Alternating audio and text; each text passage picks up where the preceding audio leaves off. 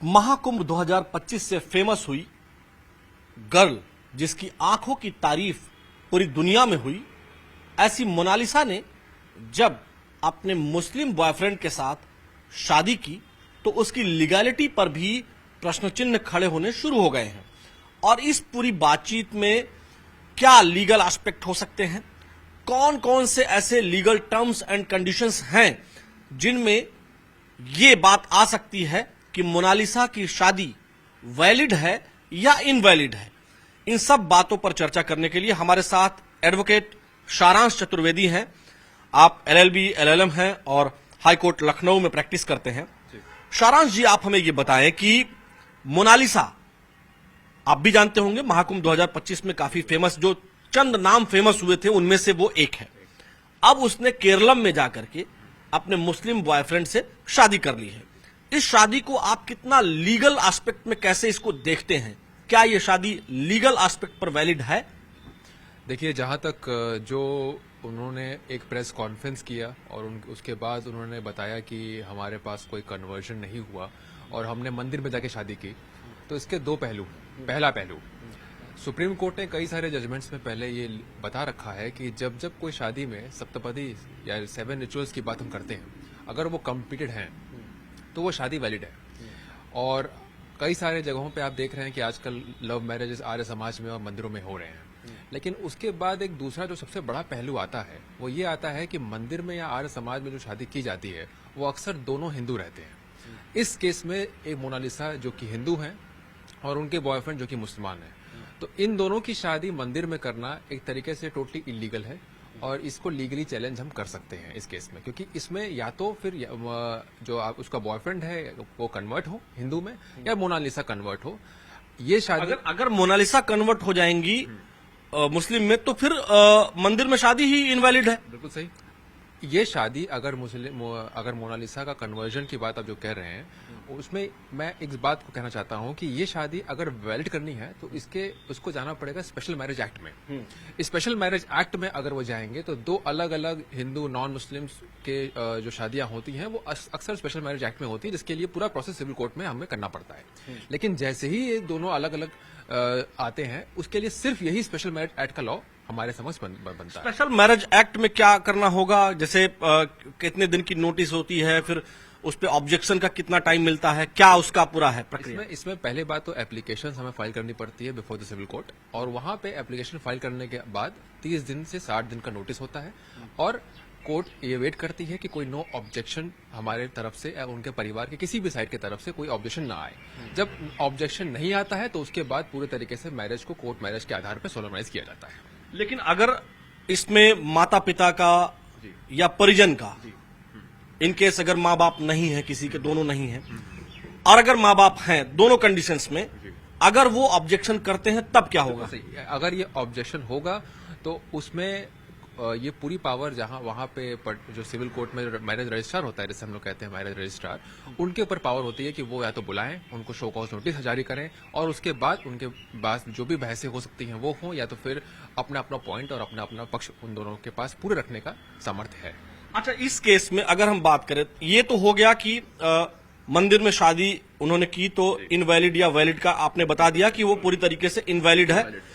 लेकिन आर्य समाज में, जैसा कि वो प्रेस कॉन्फ्रेंस में कह रहे हैं, क्या ऐसा प्रोविजन है कि आर्य समाज में शादी कर ली, सप्तपदी कर ली और वो वैलिड हो गया, इतने तक में ही हो जाता है या उसके आगे का भी कोई प्रोसेस है? देखिए, आपके इस प्रश्न का उत्तर मैं सुप्रीम कोर्ट के कुछ जजमेंट कोट करके दूंगा। 2017 और 2022 में कई बार ऐसा कंफ्यूजन हुआ कि जहां दो जोड़े लव मैरिज करते हुए आर्य समाज में शादी किए और उसके बाद उन्होंने उसी शादी और आर्य समाज के दिए हुए सर्टिफिकेट को बाइंडिंग मान लिया।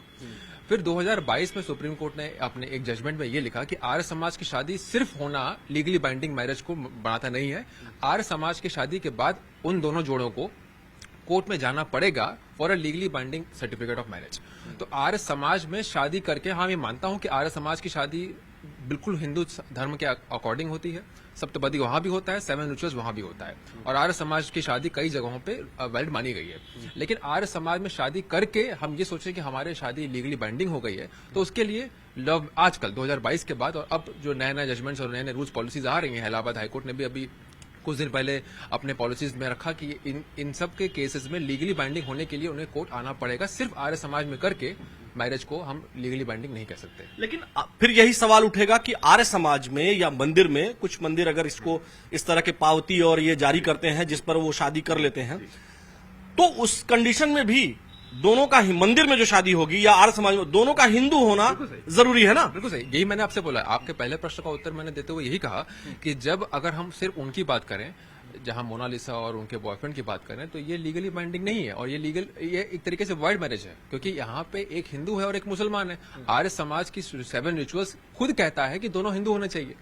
तो पैरामा फैसाई तो ये दिख रहा है ना कि उनको, वो तो पहली बात मंदिर में जाने और शादी करने के लिए उनकी एलिजिबिलिटी ही नहीं बन रही थी, तो लेकिन फिर भी उन्होंने किया।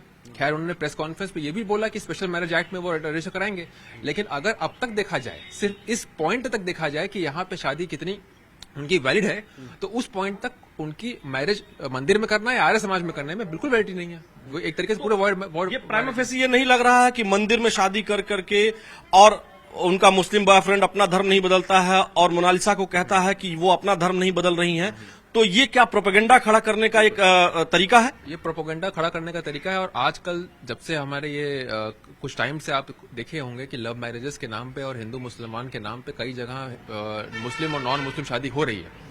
इसी को रोकने के लिए और इसी को सैचुरेट करने के लिए सुप्रीम कोर्ट ने अक्सर, और इलाहाबाद हाई कोर्ट ने भी अक्सर, और कई सारे देश के हाई कोर्ट ने पॉलिसीज और इम्प्लीमेंटेशन ऑफ रूल्स किए हैं कि इसका मिसयूज ना हो। क्योंकि अक्सर देखा जा रहा है कि मुस्लिम लड़के या फिर for that case non Muslim लड़कियां मुस्लिम के साथ भाग के शादी कर रही हैं। इसको एक तरीके से स्ट्रीमलाइन करने के लिए ही 2022 में सुप्रीम कोर्ट कह लीजिए या फिर इलाहाबाद हाई कोर्ट कह लीजिए, इन दोनों ने अपने समय पे जजमेंट दिया कि जहां पे लीगली वैलिडिटी होनी चाहिए शादी की। जैसे केरलम में ये जो हुआ, क्योंकि अगर यूपी में ये शादी होती या कहीं और होता तो वो एक तरह से उनको वो एटमॉस्फेयर नहीं मिलता, शायद ये लव जिहाद की तरफ मामला चला जाए। आपको क्या लगता है कि ये लव जिहाद का मैटर भी हो सकता है?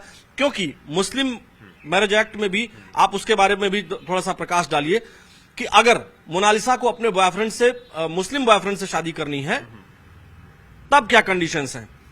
अगर मोनालिसा को अपने मुस्लिम बॉयफ्रेंड से शादी करनी है तो सिर्फ ये 2 मैंडेट्स पे हो सकता है। या तो उसका बॉयफ्रेंड हिंदू कन्वर्ट हो और वो हिंदू मैरिज एक्ट पे शादी हो, या तो सेम केस मोनालिसा मुस्लिम कन्वर्ट हो। इन दोनों केसेस में हिंदू मैरिज एक्ट और मुस्लिम मैरिज एक्ट में शादी हो पाएगी।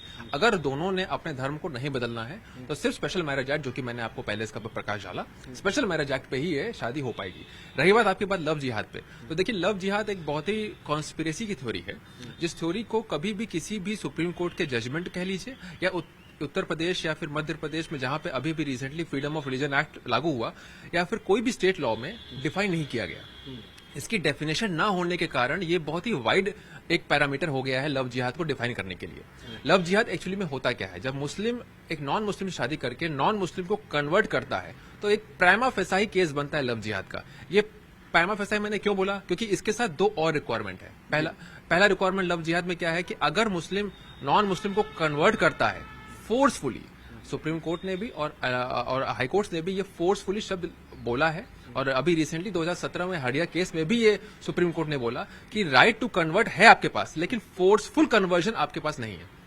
तो अगर ये मुस्लिम नॉन मुस्लिम को फोर्सफुली कन्वर्ट करता है, या अगर मुस्लिम अपनी आइडेंटिटी छुपाता है, जैसे कि आपने कई सारे केस देखा होगा कि जहां पे उसने पहले बताया कि मेरा नाम तो साहिल है, लेकिन बाद में पता चला कि उसका नाम सलमान है। तो ऐसे केसेस में जहां पे उसने अपनी आइडेंटिटी को छुपाया हो और अपने दूसरे नॉन मुस्लिम को फोर्सफुली कन्वर्ट किया हो, तो ये स्ट्रेट फॉरवर्ड लव जिहाद का केस बनता है। लेकिन इस बात पे ये भी कहूंगा कि लव जिहाद क्योंकि ये डिफाइन नहीं है और क्योंकि ये कोई भी अभी जैसे उत्तर प्रदेश ने भी 2021 में प्रोहिबिशन ऑफ रिलीजियस एक्ट पे रिलीजियस कन्वर्जन एक्ट निकाला, मध्य प्रदेश ने फ्रीडम ऑफ रिलीजन एक्ट निकाला, इन दोनों ने भी लव जिहाद को डिफाइन नहीं किया।